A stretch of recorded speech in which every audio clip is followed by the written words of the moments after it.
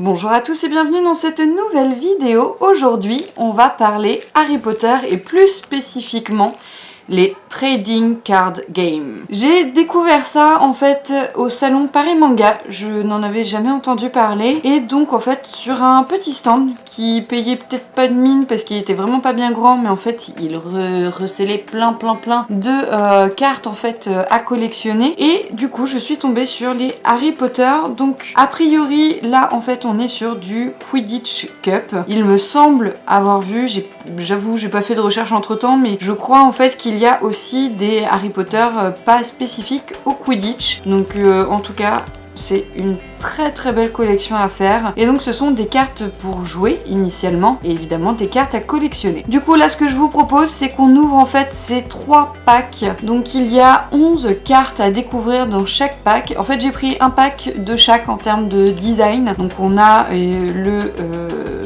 balai tout simplement, le vif d'or et ensuite on a un cercle avec une balle. Enfin, rien que la pochette en elle-même je la trouve magnifique, vous voyez en plus ça brille et tout. Je vais vous montrer le dos aussi d'une pochette, voilà c'est assez simple et d'ailleurs ces pochettes datent en fait de 2001 donc pourtant j'ai quand même bien loupé l'info et surtout je suis contente en fait d'avoir trouvé des petits sachets et d'avoir trouvé ça sur le salon. Du coup pour moi c'était vraiment une de mes superbes trouvailles. On va commencer avec un premier sachet que j'ai hâte d'ouvrir mais que je vais ouvrir tout proprement parce que rien que le sachet en lui-même je le trouve vraiment joli, donc j'ai pas envie de l'abîmer. Attention suspense.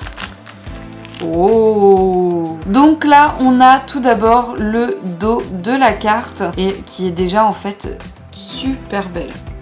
Voilà, donc on a Harry Potter Trading Card Game et en fait on a l'illustration de Harry avec donc l'éclair et en fait il me semble, si je me trompe pas, que ça vient en fait des illustrations des premières versions des livres Harry Potter, en VO j'entends. Alors donc on a toutes nos cartes et là je remarque qu'à la fin il y en a 2 qui ne sont pas dans le même sens. Est-ce que ça a une signification? Je ne sais pas, mais nous allons découvrir du coup carte par carte et ce que contient le sachet. La première carte, oh là là c'est trop mignon, et c'est Miles to Snuff Boxes. Alors là c'est là où la barrière de la langue arrive. Je ne sais pas du tout ce que ça veut dire. Au niveau du dessin, donc en fait, on a des souris. J'ai l'impression en fait qu'ils sortent de boîtes ou qui sont des boîtes, peut-être des boîtes qui se transforment en souris. C'est assez étrange. En tout cas, je la trouve déjà très jolie. Hein. C'est déjà pas mal. Carte suivante, et là, on est sur Bloodroot Poison, donc du poison. Voilà l'illustration qui est très jolie aussi. Et donc ça te permet en fait d'appliquer 4 points de dommage, soit à l'opposant, soit à la créature de son choix. Et donc en fait je remarque aussi qu'au niveau des illustrations, celle-là était de Monte Michael Moore et celle-là est de Kiss Garlett. Et effectivement elles sont un peu différentes. Ensuite, suivante. On est sur... Ah, c'est une créature. Donc là, on est sur une créature escargot. Lorsque vous jouez cette carte, vous pouvez choisir une autre créature pour jouer en jeu. Vous lui appliquez un dommage. Je vous montre l'illustration d'un peu plus près. Et donc, en fait, cette créature réussit en fait à faire un dommage et a 2 points de vie. L'illustration est cette fois-ci de Jeff Lobenstein. Donc, suivante. On est sur... Ouch!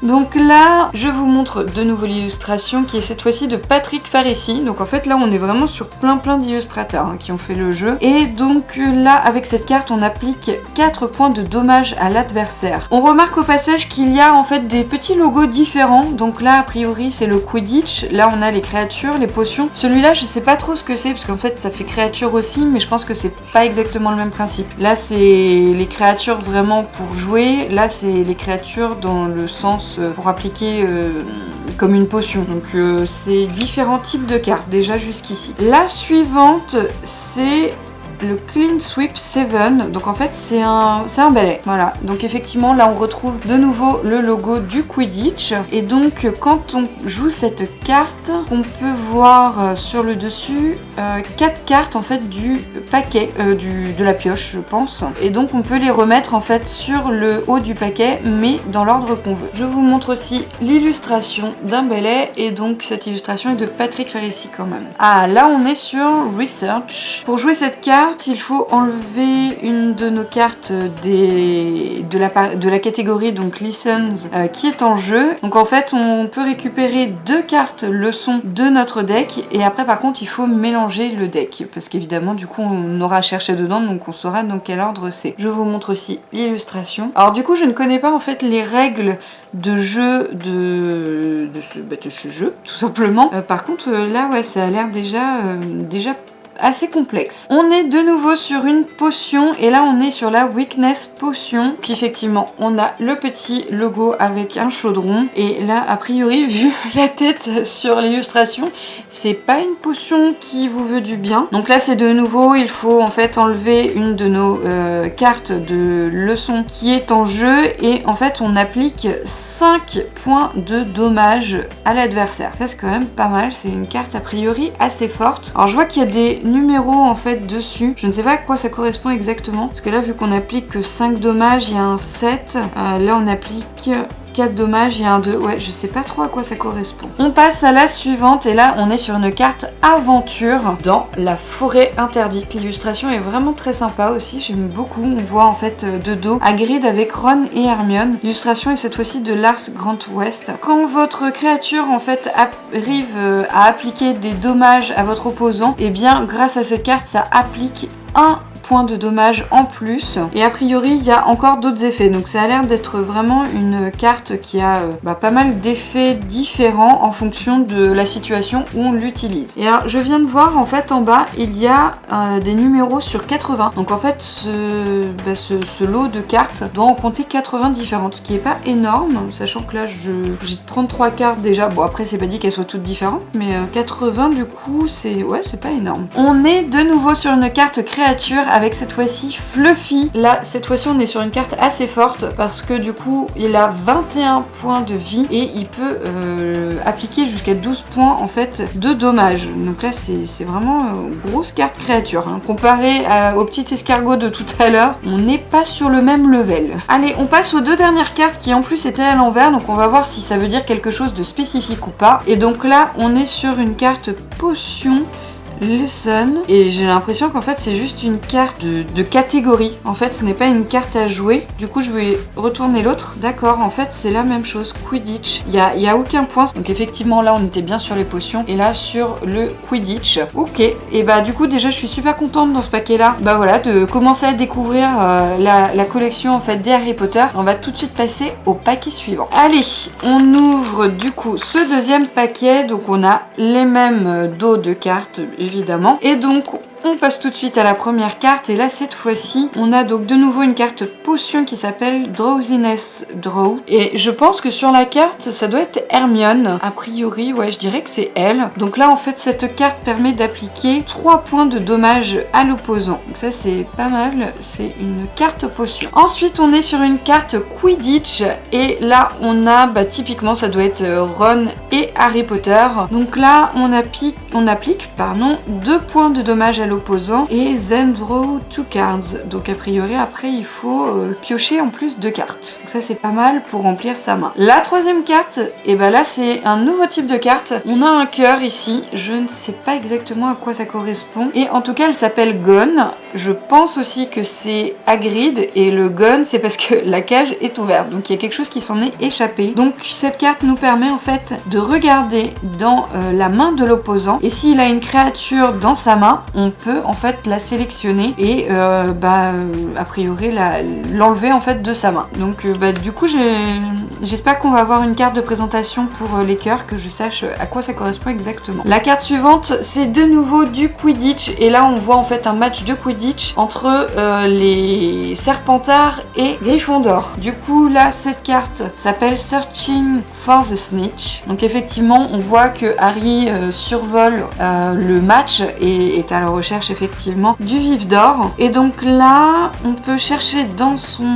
deck et si on arrive à trouver en fait une leçon Quidditch ou une carte en fait qui a besoin de pouvoir en fait d'énergie de Quidditch dans le deck, on peut la montrer à l'opposant et la récupérer en fait dans sa main. Et ensuite on doit remélanger le deck. Donc en gros on peut aller chercher une carte de son choix dans notre deck. Ensuite là on est sur de nouveau une carte avec le cœur qui s'appelle Rope Bind. Je ne sais pas du tout ce que ça veut dire. Et là on est sur un espèce de chien avec un gros collier. C'est assez étrange. Et on dirait qu'il y a une corde en fait qui s'enroule autour de lui. La carte est pas très funky. Et donc avec celle-là en fait on va appliquer 2 points de dommage à l'opposant ou à la créature de son choix. Ensuite, on a quoi? On passe... Oh, cool, une créature, le Cunning Fox. La créature est assez sympa, vraiment, Lilu, là, j'aime beaucoup. Par contre, celle-là est une petite carte, parce qu'elle a un seul point de vie. Par contre, elle peut quand même en appliquer 3, donc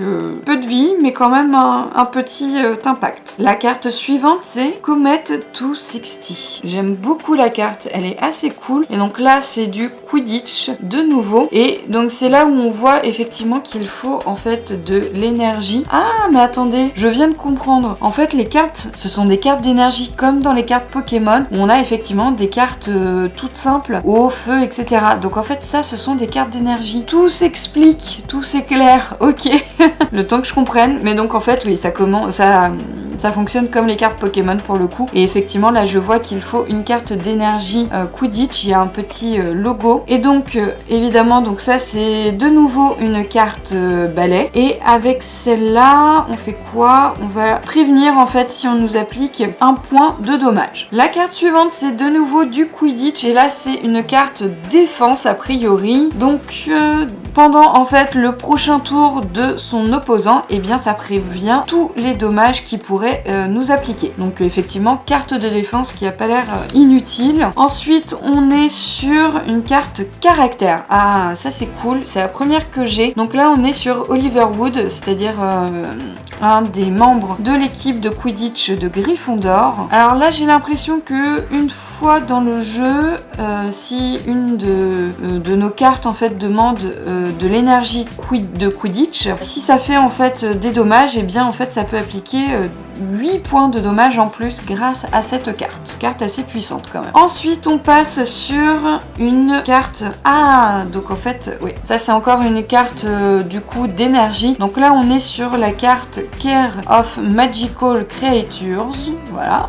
Et effectivement là on a de nouveau le logo avec la petite papate. Donc ça, carte d'énergie. Et donc là de nouveau une carte d'énergie de Quidditch. Effectivement c'est la même que tout à l'heure. Donc de nouveau des cartes différentes hormis la carte d'énergie pour le Quidditch, mais sinon toutes les autres sont différentes du premier set que j'ai eu. Donc on passe maintenant au troisième paquet. Allez hop, on a du coup ce petit paquet de 11 cartes et on commence tout de suite avec... Oh mince, du coup celle-là je l'ai déjà, donc c'est de nouveau je pense Hermione qui est en train de travailler et qui d'ailleurs je pense est en train un peu de s'endormir. Donc bon, premier doublon. Ensuite, nouvelle carte, cette fois-ci Quidditch avec Time Out. Donc ça en fait c'est quand on fait un temps mort. Et effectivement là on voit toute l'équipe de Quidditch qui est en train en fait de se concerter, je pense, pour rediscuter de la stratégie. Donc là en fait cette carte permet de regarder les 6 premières cartes en fait qui sont sur le haut du deck et du coup on peut les remélanger pour les mettre dans un ordre différent. C'est vrai que ça permet en fait quand on pioche après sur le deck d'avoir les cartes qui nous intéressent le plus. On a une nouvelle carte potion avec cette fois-ci le Mopsius Potion et donc là ça applique 3 points de dommage à l'opposant ou à la créature de son choix. Carte suivante, c'est malheureusement de nouveau un doublon de Quidditch où on voyait en fait Harry en train de chercher je pense le vif d'or. Nouvelle carte cette fois-ci et là on est sur Desk into Pig. Donc effectivement on voit un petit cochon qui est en fait en train de mettre le bazar dans une salle de classe. Elle est super mignonne l'illustration. D'ailleurs j'ai arrêté de vous donner les noms des illustrateurs. En fait il y en a encore plein. Là depuis tout à l'heure effectivement ça en sont encore des nouveaux. Et avec cette carte, donc en fait on doit utiliser une carte de leçon correspondante pour la jouer et en fait on peut chercher dans son deck pour récupérer 3 cartes de créatures. Après évidemment il faut les montrer à ses opposants et ensuite on remélange le deck. Oh trop bien, j'ai une carte qui brille, trop cool. C'est une carte Trevor, donc oh là, elle est super belle. Donc ça c'est la carte créature, elle est vraiment super cool. On voit bien en plus là comment elle brille à l'écran. Waouh, super classe. Donc c'est une petite carte carte créature étant donné qu'elle n'a qu'un point de vie et qu'elle n'applique aucun point de dommage a priori. Donc ça c'est quand même pas mal. Mais en tout cas la carte en elle-même est vraiment super belle. Ensuite on passe à une carte Hufflepuff Match. Donc je vous la montre. On voit en fait Harry et derrière a priori ça doit être Rogue. Donc je vois pas trop le rapport parce qu'en plus Hufflepuff et Rogue c'est assez étrange. En plus il est sur un balai. Ça doit pas être Rogue mais c'est bizarre parce qu'on dirait. Je ne comprends pas trop cette illustration. En tout cas cette carte permet en fait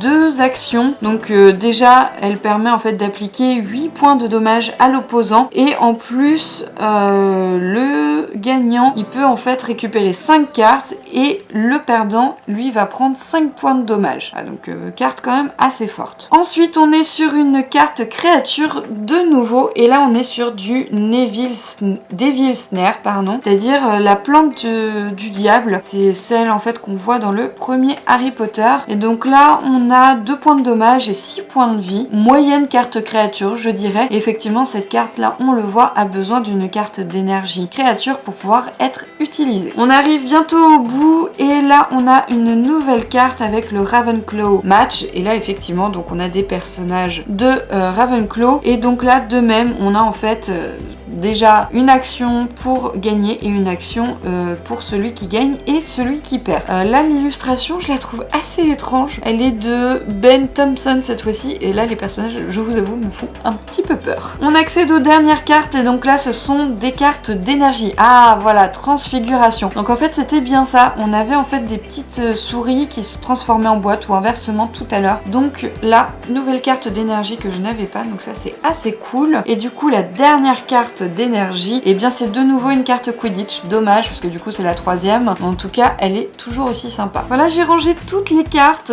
Donc bah franchement je suis super contente. Je trouve ça mais génial d'avoir les cartes de jeu Harry Potter. Donc en plus avec les créatures, les potions, les aventures, les personnages. Là je vous avoue que du coup en plus comme il n'y a que, entre guillemets, 80 cartes, je pense que je vais essayer de compléter la collection parce que, bah voilà, c'est encore un petit goodies Harry Potter, histoire d'en rajouter un petit peu dans ma collection. Et en tout cas, vraiment, je suis super contente d'avoir découvert ça. C'est juste génial. Je ne connaissais pas du tout et bah, je suis déjà fan. Et voilà, du coup, c'est terminé pour cette ouverture des sachets de trading cards Harry Potter. Et donc, ce sont les Quidditch Cup. Et j'espère rapidement réussir à compléter cette collection. Du coup je vous ferai d'autres vidéos si je trouve d'autres sachets pour vous les ouvrir avec vous. N'hésitez pas à mettre un petit pouce bleu si cette vidéo vous a plu, un commentaire aussi ça fait toujours plaisir et sur ce je vous dis à la prochaine pour une nouvelle vidéo. Salut à tous.